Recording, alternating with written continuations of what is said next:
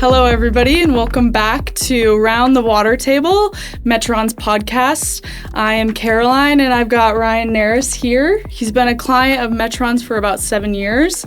More than that, he's a co-founder of Mobile Home Park Mastermind, a group, mentor, mentee, and an educational source for all in the mobile home park space. I highly recommend you check it out. Thanks for joining us, Ryan. Y'all have been fantastic hosts, by the way. I've really enjoyed my time here. Thank you. Yeah. We'll just go ahead and jump right in. We're going to be talking about the operational efficiencies of submetering versus RUBS and other bill-back options. I'd love to know from you, you've lived in a mobile home park yourself in the beginning. You've been in the space. Why submetering and why cellular smart submetering? So first and foremost, RUBS is not legal in the states I operate in. And in my opinion, RUBS is wildly unethical because Meemaw is not going to use as much as a family of 12. It's just not going to happen. Right. And for her, who's on a fixed income versus a family with a couple of people working, it's just keep it fair. You pay for what you use. So while it is legal in a lot of places and by the numbers, by the math, RUBS is you're going to guarantee yourself 100% water recapture in most cases. Whereas I'm striving for 80% recapture, meaning I am guaranteed a loss. So we mentioned earlier that we're trying to go from the red to the black in terms of the P&Ls. Really, I'm trying to go from a lot of red to a little bit of red because I'm never actually going to truly cross over into the black without certifying myself as a utility, which in most states I don't want to do. So what I would say is it's not really an option. And most states, they actually really want you to bill back via submetering specifically. They want you to bill back because they want it's better for the environment. It's better for their facilities to just use less water waste, especially going forward with climate change and everything's going on in our world right now. Water scarcity is going to be more prevalent. And so if legislation can allow an operator like myself to properly encourage appropriate water usage, everybody benefits. Yep. So to me, it's a no-brainer. Now, why specifically the data-heavy Metron? It's because I want to get out of problems. We were talking about that earlier.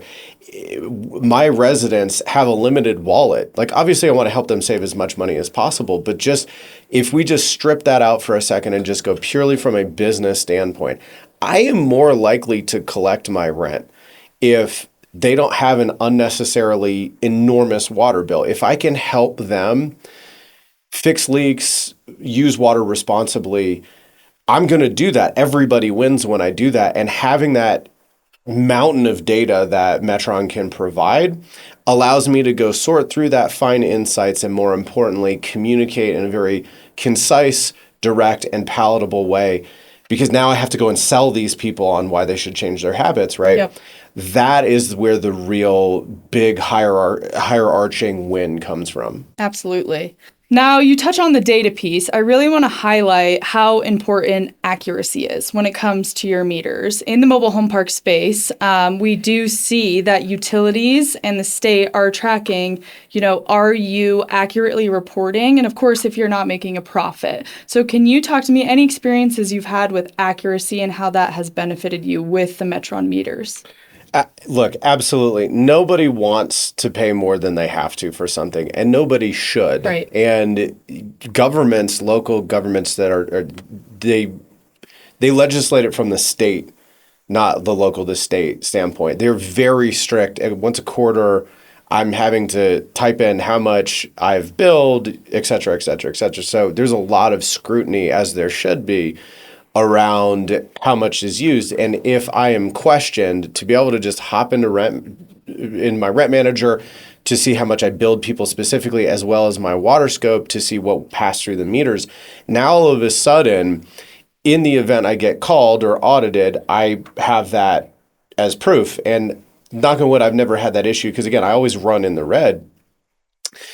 I have had brush-ups with potential lawsuits that were quickly expelled when I could just hit print and you could get as detailed as you want. And so to me, there's a value and the potential liability around that. But again, it's, to me, I believe my business runs on doing the right thing by our residents. What brought me into the affordable housing, it's not a labor, it's a labor of love. It's not a labor of let's get filthy, stinking rich. If I want to do that, I get in Class A apartments.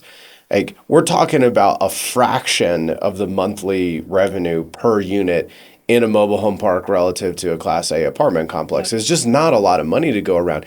It is a labor of love. I am in this because I want to help people, and helping people save on their utilities, it is just absolutely crucial, especially in this inflationary environment that we're in right now, where folks are deciding between, do I pay for food, do I pay for medicine, or do I pay for rent? Well, if I can help you keep your costs down by way of data, sign me up. Yep. Absolutely. Now, you briefly touched on Rent Manager, which we are an integration partner with, and you are a user of and an advocate for. Can you walk me through how important it is to set up your systems to flow and integrate with one another, and how that works for you?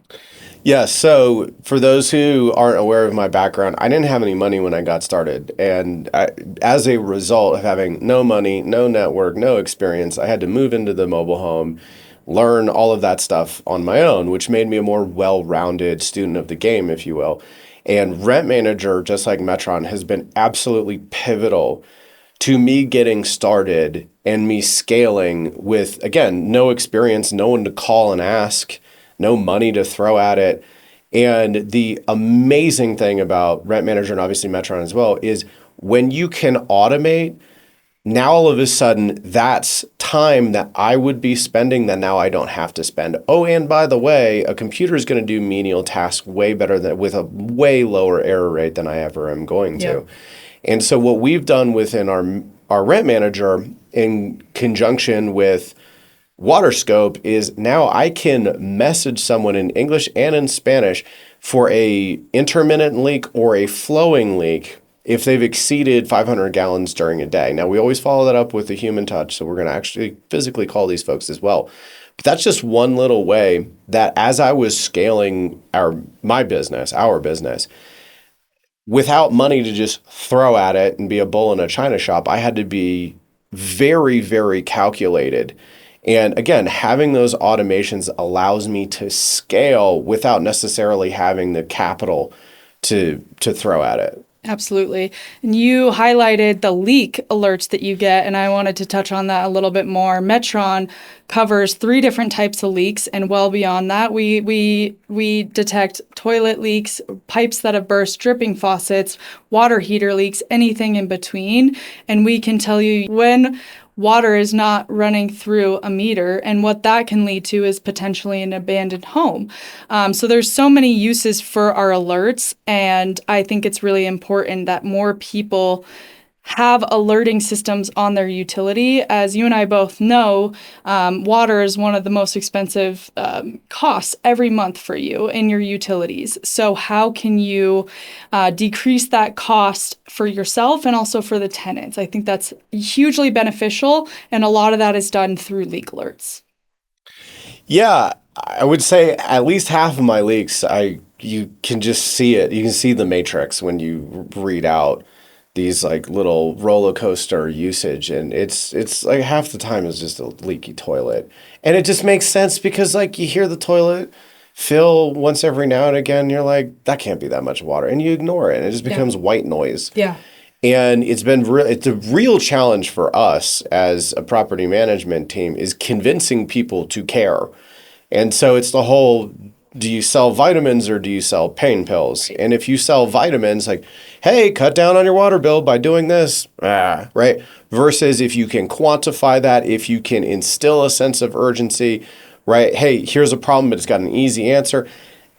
Caroline, I even will go and fix toilets for people. Doesn't cost me a whole lot of money, but it could potentially save someone hundreds of dollars in an unexpected bill that for a lot of folks living paycheck to paycheck that are low income anyway, that is absolutely a lifeline that we get to throw out, again, because we have those automations, because as your systems come out, we get more granular with it, right? Like, yeah, sure, half the time it's the toilet, but like You still have dishwashers and water heaters and hairline leaks, right? The more we can zoom in on what it might be, the quicker we can action, the more we can save people time and money. It's just a win all the way around. Yeah, absolutely. I think a really important topic in relation to mobile home park investing is infrastructure and recapture rate. Metron, as a company, we will monitor the city meter, and therefore you get the usage every day rather than on the water bill. But can you talk to me from your perspective how important it is to know not only what's going on inside the homes, but in the infrastructure? It's huge. So we call infrastructure the silent killer of mobile home parks. Yep.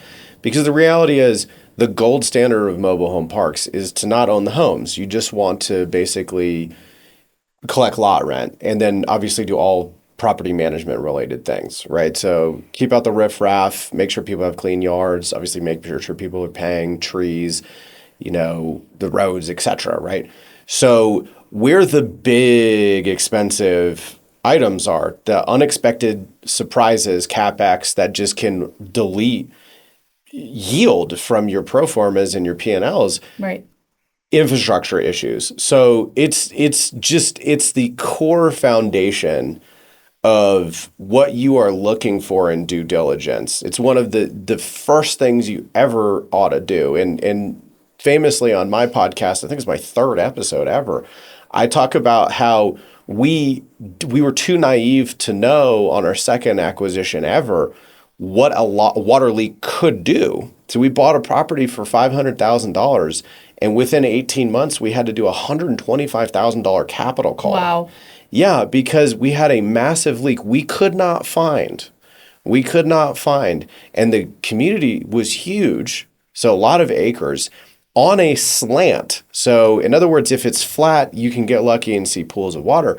But what happens when you're on an incline is the water sinks down, hits a bedrock, and just slides to wherever, finding it by accident. Oh, well, there's grass growing here thicker than somewhere else. Like those little kind of anecdotal, how do you done? Can't find it. And then, leak detection, you would think works.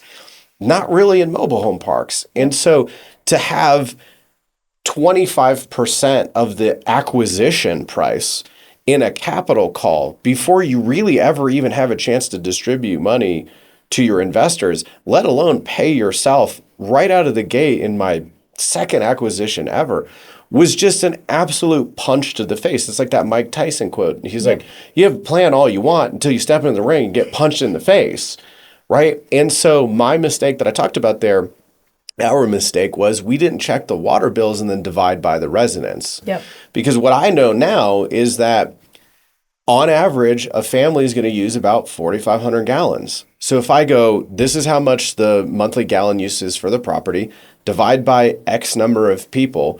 Now that's 8,000. For example, a recent acquisition I had was about 7,000 gallons.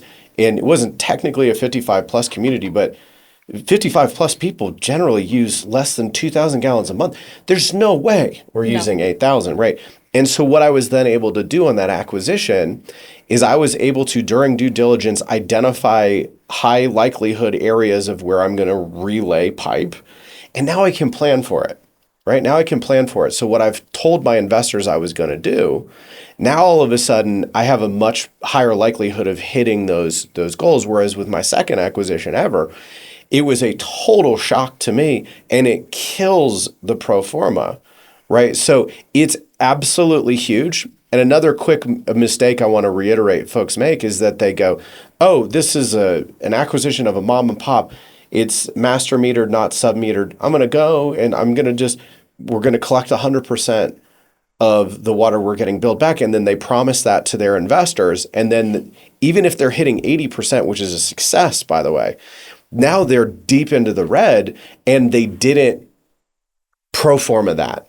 And that's where you run into trouble, is when you write that into your pro forma and then you make an oopsie, especially if it's out of the gate. So I would say it's absolutely one of the core foundational due diligence and underwriting and capital raising bits of this industry, is making sure you get your utilities right. Yeah. I want to highlight the 80% recapture. To most people, that doesn't sound all that great. But what we see in mobile home parks, it's a lot of aging infrastructure over a lot of land. There are a lot of potentials for, water to leak into the ground in between this home and that and all across the park. We see a lot of different recapture rates, and I'd agree with you that 80 to 85%, I'd even shoot it a little bit higher, is good. And it's really important that when you do submeter and bill back that you're never making a profit. So, infrastructure is hugely important, and I don't think people, especially when they first get into the market, pay enough attention to it. I had a client who had his first acquisition, and he was hitting a 45% recapture rate for a year and a half and could never figure out why. Well, it turns out there was a pipe that was broken and leaking into a river, and he would have never been able to tell. And so it took him a year and a half to figure that out. And that's a year and a half worth of not recapturing 65% of his water. So I think more people should take the 4,500 gallons a month into consideration when they are looking at acquisitions. I couldn't agree more. For me, our second property ever is the backflow meter. So for those who don't know, that's the city's way of just making sure that water is going in and not back out. And so you have to test that annually, make sure everything's working, yada, yada, yada. Well, for one reason or another, we didn't know this was our second property. And our first one, I believe, is direct billed utilities. So we never experienced this. The city, for one reason or another, just never sent us the backflow notice. And they were supposed to do that. Like, hey, you got to submit this once a year. And they just, for one reason or another, we slid under the radar. So we didn't know that. So we never had a chance to check for like 3 years. And then when we found that out, it was like an $1,800 fix that was costing us tens of thousands a year. Right. Just right there, just a leak at the backflow meter. And so it's just funny going through all the water leaks I've found and fixed over the years. When you are talking about acres and acres and acres, when you are talking about twists and turns and rocky soil or red clay soil, or right, and just the way the earth moves and how cars and people drive over stuff and just elbow joints and et cetera, you're just going to have leakage that is impossible to find. And it actually doesn't make sense to spend the money. So I have one property where I know I have a leak at it, but I'm only losing a couple $1,000s annualized, and I've quoted out a fix in the hundreds of thousands. Right. And so you're like, it's going to take me 15 years to ever see a return on this investment. Yeah. Whereas one of the properties that we were going over today, we put a master meter on it with y'all. And we ended up finding out that there was a ton of hairline leaks, and we spent $20,000 replacing every single pipe. And you can track this in my water scope specifically. That master meter went from 4,000 gallons a day for the whole property down to 2,000 gallons. Wow.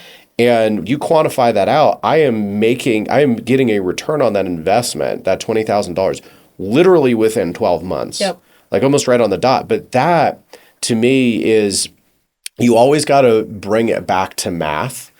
And like Michael was saying regarding IRR is driven from both cash flow and your sale price. And if you can increase your cash flow by spending a little bit of that CapEx to get that up, it's just a win all the way around. Absolutely. I want to kind of pivot here and touch on legislation, newer legislation you're seeing in the space as it relates to utilities. I know you touched on in your states where you invest, you're not allowed to do RUBS. I'd love to know more about what you're seeing. Yeah, so just to reiterate, I think governments and states are starting to realize, especially out west, that water scarcity is only going to get worse. So if we can help incentivize multifamily to help cut down unnecessary water usage, everybody's going to be a winner here. And so when you have something like a RUBS where you're removing the pain from the property owner and you're pushing that back on the residents, the owner is now not, like I am, quite literally assigning a Metron team within my organization to text and call people to be like sending my maintenance guy to fix tenant-owned home toilets that are not even mine, right? Because I don't have RUBS, but if I had RUBS, why would I do that? right? And so that's why I think, number one, I'm anti-RUBS, but number two, I think you're going to see RUBS slowly go away with time for that reason, because RUBS doesn't solve the issue. What solves the issue is giving landlords the ability, the incentive to help people save on their water bills.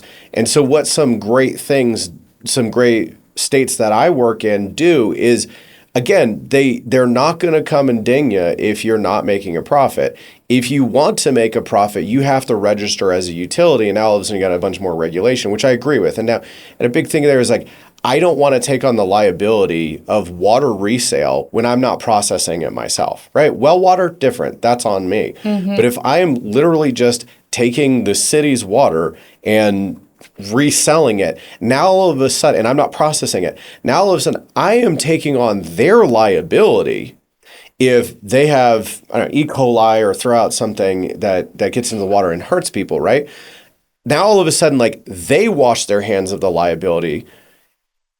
But because of, in my opinion, smart legislation, they're just allowing me to bill back without having that liability, assuming that the like E. coli or whatever, the poison doesn't come from my water lines. Like if you can say like, yes, this came from the water plant and not my water lines, right?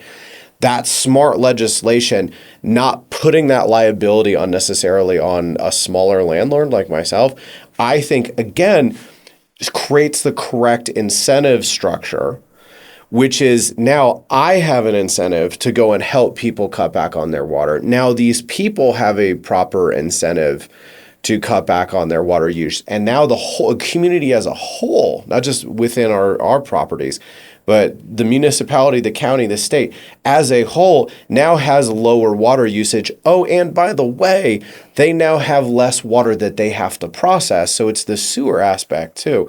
So I think, I know it's kind of feels like an oxymoron sometimes when you say smart government, right? But like the reality is government can do some pretty great things if they read the room and they're not corrupt. But that's a conversation for Chris Cummins. So when we talk about RUBS, it's important to emphasize that you miss out on the tenant relations piece. And you and I are both in the affordable housing market. So every dollar counts here, and giving the tenants the power to decrease their costs and pay an equitable bill is so, so important. Not to mention, we're seeing RUBS go away in states. For example, I believe Connecticut, they're going away with RUBS. You must put in a submeter because it is widely accepted and equitable. More than that, you get a lot of data to be able to prove that out if you ever need to in court, for example. Look, I've made my stance clear. I'm anti-RUBS. This is not a podcast meant to beat up on RUBS.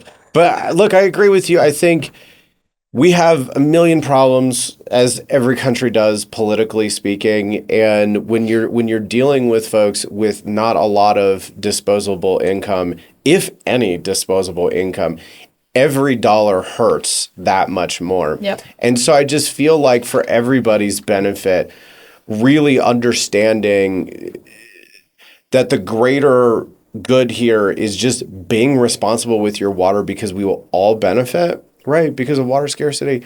I just feel like that should be bipartisan, not to get political. Plenty of things that should be bipartisan, but that I feel like probably picks up momentum, but is not going to get someone elected. So I don't think you're going to see that in the news very frequently, on social media very frequently. This is not going to rile up your voter base. But again, is that smart legislation that gets passed behind the scenes, where, again, you can work with landlords and create the right incentive structure so everybody can be better off. Absolutely. I'll wrap up this podcast with one question. Metron as a company, our big thing in the space, if you've ever seen Chris Cummins at a show, he'll tell you the system is plug and play and it's easy, and you put in the submeters and the rest is history. Now, we've highlighted this a lot today. We're in an age where everybody wants everything to happen like this with no work. We've got AI to do things for us, and we've got Amazon, like you said, and it will show up at our door. But, with Metron, and when you implement a hardware system that comes with software, there is some work that comes with it. So can you touch on and talk to maybe somebody who is going to implement a submetering system, whether it be Metron or another, on what to expect labor-wise when you are implementing this system? This is a great question, and I actually want to extend it because folks ask me all the time, what are some things that I need to know for my not for my first or second or even third mobile home park, but what do I need to know for my 20th? Yep. And folks, when they sign up for our mentorship program or when they tune into my podcast and they hear me talk about certain things, what folks don't realize is you have 100 lots. So you have a couple parks, 2-3 parks, you have 100 lots, 200 lots. You can get really lucky sometimes.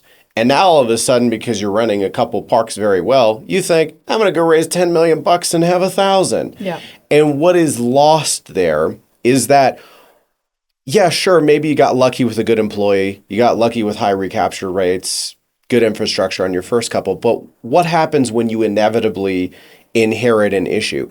What happens when you don't inherit an issue? You're just really big now. Yep. You're just really big. Now all of a sudden you have something that you and your team could do no problem when it was a couple parks. Now you have thousands like I do. And now all of a sudden you're taking something that should be a small thing, but because it's in scale, now all of a sudden you have to take this more seriously. I mentioned earlier being a student of the game. One big part of this game that we play that any competitor ought really go out and learn is water recapture. So, and again, with our mentorship program, it feels like the majority of our people actually own at least one park. We don't get a whole lot of newbies. We get folks who have 50 lots, 100 lots, 200, 300 lots, and eventually they'll say, Ryan, I want to go to 1,000 lots, right? And this is one of the core topics I hit on because, again, your bravado, your confidence got you your first couple parks, but there's a difference in being a jock and an astronaut, right? An astronaut has that bravado, but also is cold calculated and has contingency plans and is, in some cases, quite literally a rocket scientist, right? So how do you go from being that confident jock to that astronaut? Well, you master things like bill back. So let me quantify this because we're math people. So last year, my properties, we did not bill. We got billed for by the municipalities. We did not bill to our residents $240,000 that just went to the ground or to the ethos or to wherever, right? And so at a 10 cap, that's $2.4 million of value that just evaporates. And now we're going to trade probably more like a 6 cap. So just round down to a 5 cap. That's $4.8 million worth of value that just evaporated, right? So the reality is, though, across my portfolio, I collected about 65%. Stripping out literally less than a dozen properties, we collect consistently about 82%. So it's the 80-20 rule, right? Like a handful of properties are driving the majority of that loss, right? But when you look at that and you go, okay, well, if those properties are at about 65%, right? And I think a reasonable goal is 80%. What is that value in terms of just making yourself 15% better? Is it $2.4 million worth of value to be created? No, it's 6 figures. But once you are really trying to get granular with it, right? If I told you I mathed it out to something like $780,000, right? See, now what I can do with that math, right? Now, because we have all the data from WaterScope, and from all the work we've done over the 7+ years I've been with Metron, now all of a sudden I can go to my investors, my business partners, heck, myself, and do a gut check. Do I want to spend $300,000 at this one property or across several properties? If the answer is I'm going to save, $50,000 to $100,000 a year, maybe the answer is no, because you're like, well, let's just say it's 50 and I'm going to spend $300,000. Well, that's a 6-year payoff. And you're like, well, that doesn't necessarily feel great. If I go to refinance or sell within X amount of time, and now all of a sudden I've captured $780,000 more worth of value. Now all of a sudden it's a no-brainer, right? So tying this all back together, we all as folks who aspire, because Michael and I's target audience are as Metron, to put it, the C-class folks. Not saying we're not A quality people. Not just a letter, as I said. Yeah, but the reality is we're small fry compared to yes communities. We just are, right? But if we aspire to go from 300 lots to 1,000 lots, which is, again, my core audience as a mentor, right? These are one of the things that you can't, hop on Amazon Prime and have overnight. And we talked about this earlier with your team. The challenge of your marketing team is you have to sell the sizzle. And then the challenge of you on the sales team is going, all right, that sizzle got you in the door. Now we need to not go to battle with our own marketing team because you're you kind of oversold that, homie, right? Where Michael and I hopefully will come in here is from a practical standpoint, from a student of the game standpoint, from a user standpoint.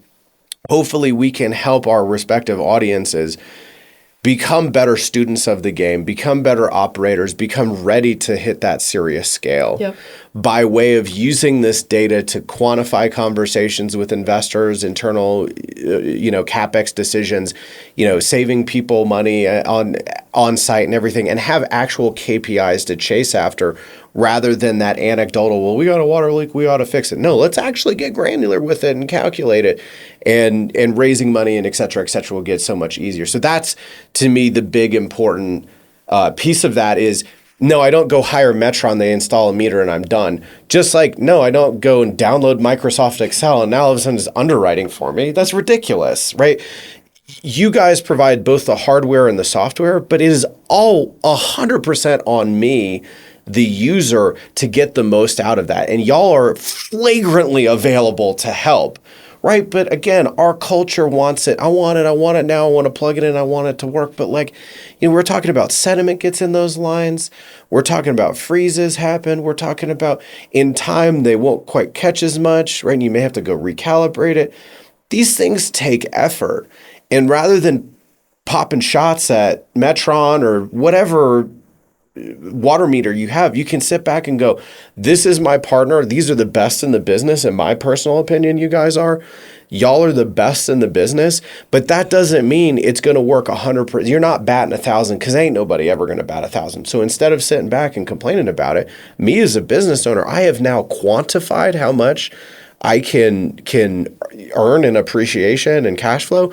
Right now, all of a sudden, I can fly out to Denver, Colorado to hang out with y'all to try to make my usage of your product and service better. And that's the message I hope to deliver with podcasts and webinars that we do together is y'all, this isn't plug in and you're done. This is plug in and now we're a partnership and we're only going to get better from here. And there's a huge pot of gold for you if you do it, not just for you, but for your residents as well. Absolutely. I think that goes to a larger theme within the space. There was a big influx of people wanting to invest in mobile home parks in the COVID era. And one misconception was that with this real estate investing, it's pretty hands-off. You invest your money and it will make it back. This is a very hands-on market. And same goes for your water system and the submetering. Now, I will say, and we'll have the link below, you can find videos where we teach our clients and potential clients how to better manage their submetering system, whether it be freezing or just the basics, how to use data to your benefit. And that will be on the MHP Pros site where you can go and watch all those videos. We do live webinars and you can watch more than that. It's a fountain of knowledge on that site. So I highly recommend going to check that out. I just want to piggyback off that by saying, because our asset class has been battered with this marketing and story of you don't own the home, so no toilets or trash or this or that, roof caves in, that's not your problem. Because we've been battered with that branding, that has attracted a lot of people to this asset class who don't want to do those things. And for someone like myself who goes, no, a roof caving is your problem. Why? Because that tenant can't afford it. Then they abandon the home. Then you ruin their life, understandably, because you have to evict, right? You have to repossess your land because you need to remove that and put in something else that pays, right? So in other words, like, oh yeah, their roof caves in, that's on them. No, dude. Or their toilet breaks, that's on them. No, dude, they now have a $400 water bill and now they're not paying you. And now you have to go evict them. And now even if they do end up paying you back and the eviction goes away, now you've spent attorney's fees, legal fees, your time, your frustration, And so because people think that this asset class is like, oh yeah, like I just manage the property and they manage the things in the house. No, they are.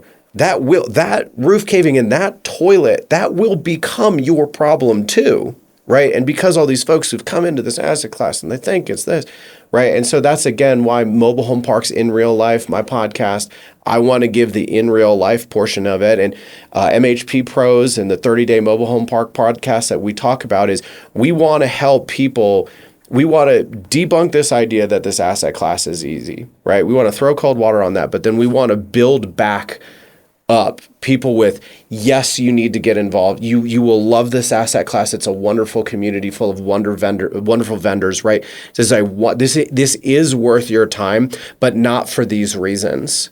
Yep. And if we can get that buy-in, that yes, this is going to be hard, but it's worthwhile. Now all of a sudden we can open the door to, great, Metron is now your partner, not your, I'm going to do everything for you. Absolutely. Well, thank you so much for joining us today. It's been lovely chatting with you and having you guys in the office. And thank you all for tuning in to Around the Water Table, a Metron podcast.